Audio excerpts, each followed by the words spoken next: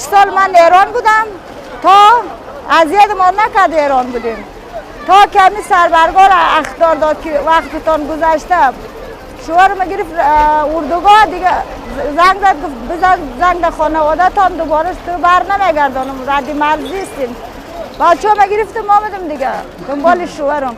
اردوگاه نفری 2500 تومن گرفت، ما 4 تا بودیم 10 میلیون تومن. ای اردوگاه بار زد، اردوگاه نه نان میته نه آب میته نه غذایی میته، یه جای میبره مثل 4 تا اولاغه که اندازه اونجوری اینقدر گرمه اینقدر تفتگویه هیچی برامون نمیته. اگر از جایمون بلند شیم یک مشت لگد هم میکنه. ای اونجا ما رو اخراج کرد اردوگاه سنگ سفید. اردوگاه سنگ سفید هم نفر 1 میلیون تومن از ایمان گرفت. داری نداری بیتی، حتی کسی که نداره ساعتش در بیار گوشیش بگی جای پولش هر چی که چیز قیمت باده بدن آدم بود از این ما کشیده. اینجا آورد تا اینجا نفر 400 تومن پول اتوبوس شده، نه آب میته نه غذا میته. بچه مجردار اینقدر میزنه اینقدر اذیت میکنه همه دیگه. خدا ازشان هم نگذره. برای فاطمه زهرا ما جای هم نداریم، ما مستاجریم. اینجا بریم در رصیف بالا میریم مستاجریم، همسایه نشین جایی نداریم. اینجا آمدیم بچه هم خوشحال شد، هم براش آب رسید، هم براش نان رسید، هم براش غذا رسید، هر چی بگوی براش رسید. دست امارات درد نکنه، زنده باد امارات. اینجا انشالله که شو باقی علی، انشالله خدمات خوب شو، بچه همون برو مدرسه درس بخونه، شوهرامون سر کار باشه، از همه چیز دنیا بینیاز شیم، مملکت ما آرام و آسایش داشته باشه. همین دیگه ما همین چیزای خدا میخوایم. زنده باد امارات. بسم الله الرحمن الرحیم. از امارات اسلامی خواهشمندیم دیگه افغان ها به ایران رو نکنه. به ایران کشوری که اصلا افغان ها ارزش نداره. اگه کار میکنه و حقشور نمیده، خونه مردم گرفته تا حال پول مردم 1 روپیه نداده.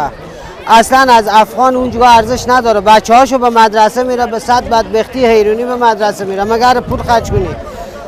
به نام سرمایه گذاری از هر خانوادی 100 میلیون تومان پول گرفته، 50-60 میلیون مردم خرج کرد. آخری هم هیچ پول مردم هم نسبه با داد. پولی هم که از مردم استون دور هم هیچ پامال کرد. از هر نفر 5 میلیون به عنوان بیمه استون. بیمه هیچ گونه چیز برخورد نداشت که از اون گونه استفاده از بیمه استفاده بشه. 5 میلیون چی گفته میستونه. به برگشت که میری با آدم یک کاغذ میده با آدم 500,000 تومان از این کاغذ از هر نفر میسونه. تو که من اخراج میکنی به خاطر چی از این کاغذ 500,000 تومان میسونی؟ بردگاه میاری به نام شهرداری 2 میلیون تومان 1.5 میلیون تومان به چی گفته میسونی از هر نفره.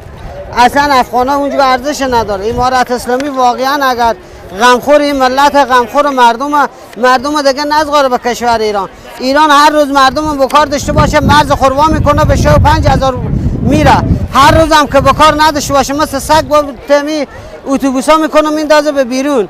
امارت اسلامی نزغاره دیگه مردم بره به می کشور خو اگه سیر گوشنه هر چه هست به کشور خود خو باشه دیگه نره به کشور ایران. از همینایی که رفته اومده فن گیره بپرسه چی سود کرده. ما خود ما شخصا به خدا پول افغانی که بردیم به اینجا نیاوردیم. روز تا شما اونجا کار کردیم. امارت اسلامی هم به مردم کمک کنه، تشویق کنه که دیگه نره به ایران. به این کشور خو باشه اگه سیر گوشنه هر چی هست. ایران اصلا تا ساعتی که بکاردش از تو استفاده گرفت خوب، آدم خوبی، دم که ندش تو مینداز اوبر. بچی تو به مدرسه نمیره، خانوادی تو به نونوایی رفته نمیتونه.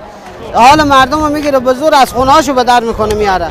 خونی بابا 400 میلیون تومان پول داده میز غیر وقت نمیکنه که پول خربوستونه بیاید.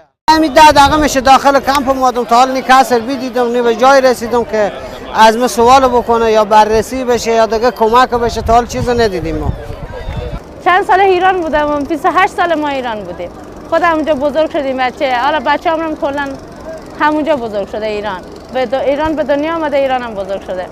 حالا هم که از سرشماری دادم بعدش هم حالا که ما گفت کلا پاشین نه پول پیش خونه‌مون رو گرفتیم و نه وسایلامون رو جمع کردیم، همینجوری همه خونه گذاشتیم اومدیم اینجا.